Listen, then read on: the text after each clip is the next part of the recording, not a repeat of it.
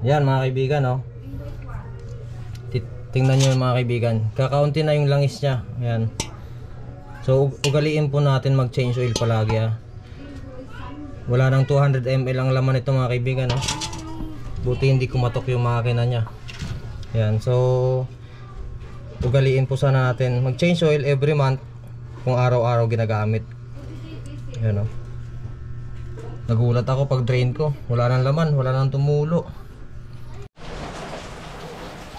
So yun mga kaibigan, good morning. Ayan, so meron tayong customer ngayon, Aerox 155. Ayan. So check natin yung panggilid. Excuse me. Yung bearing sa manibela, yan papalitan na natin kasi ano na, stock up na, matigas na. Ayan, so panggilid check na rin natin. Palit tayo ng mga gulong. Ayan, may dala na si customer na gulong. Ayan, B-Star. Yan, shoutout sa B-Star. Okay, so umpisahan natin, check natin kung okay pa ba yung belt o yung pulley, yung lining.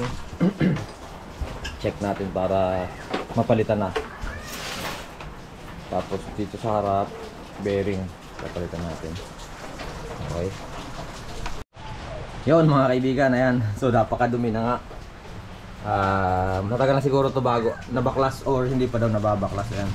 So tingnan natin yung air cleaner. Ayan, napakadumi na mga kaibigan. So papalitan natin yan kasi hindi na makahinga. Tapos ayan, napakadumi, grabe. Ayan, oh, grabe. So alikabok.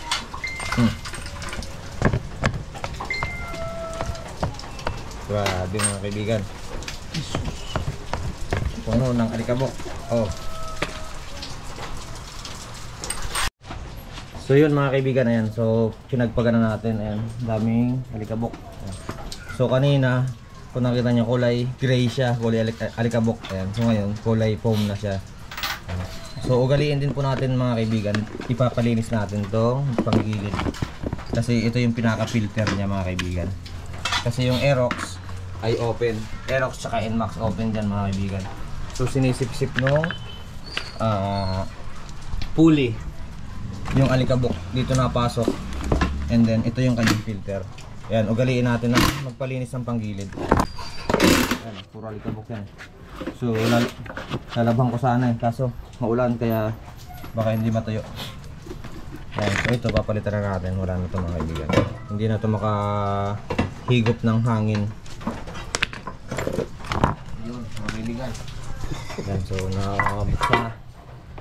nabuksan na yung crankcase. Ayan.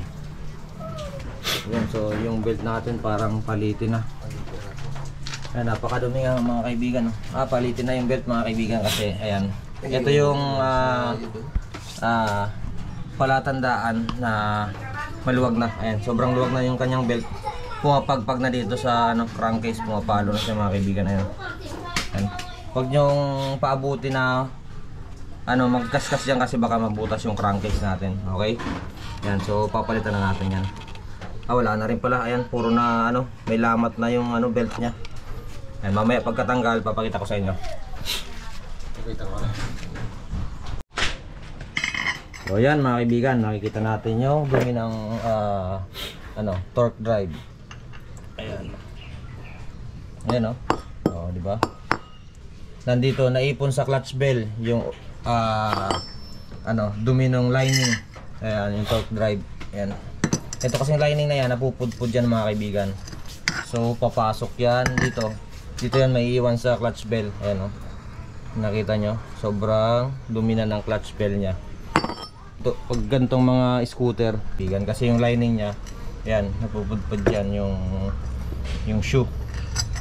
Pag napudpud yan, dito ang punta sa clutch bell, tapos ilalabas niya papunta dito sa crankcase.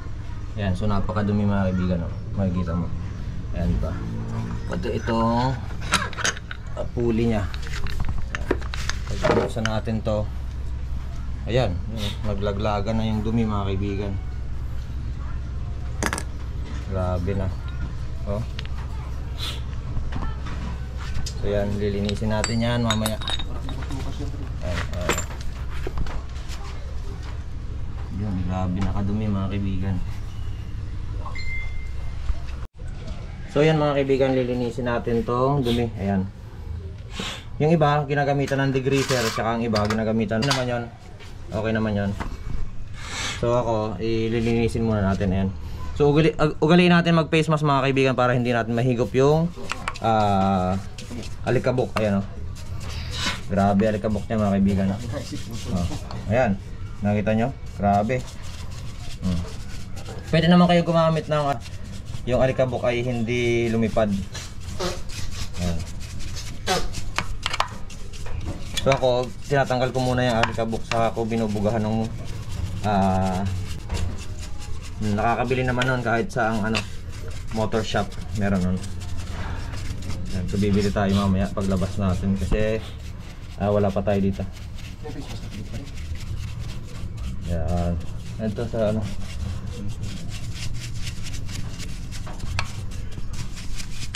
Yan.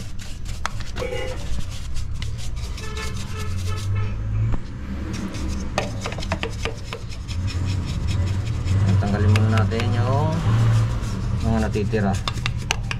Kasi gagamitan natin siya ng Bobworks degreaser. Ayan.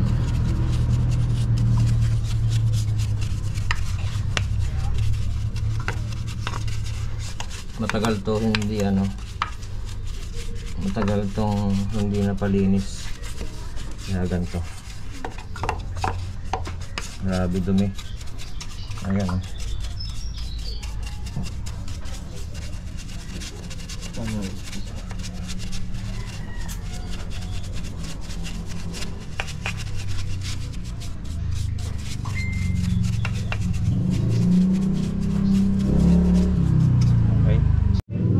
So yun mga kaibigan, natanggal ko na yung alikabok. Ayan. So may nabibili naman po mga kaibigan pang spray, CVT cleaning. Ayan, pero ako ginagamit ko yan, Bobworks degreaser. Ayan. Bubuga natin yan mamaya. Meron sa online may nabibili naman na CVT cleaning. Ayan.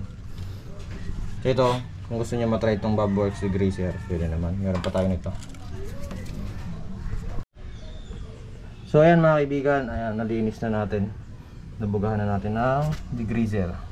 Ayan, tapos patutuyuin na lang natin. Hindi kasi ako minsan gumagamit ng CVT cleaning mga kaibigan, kasi may CVT cleaning na sobrang tapang, nasisira yung uring. Ayan. Kaya degreaser ginagamit ko. Pero meron namang CVT cleaning na nabibili na hindi masyado matapang. Yan, so okay na yan. Yun na lang, linisin natin yung crankcase, yung bell, pulley.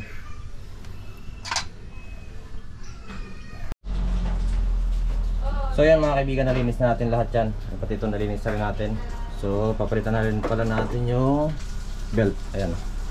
Kasi may mga basag-basag na siya. Ayan.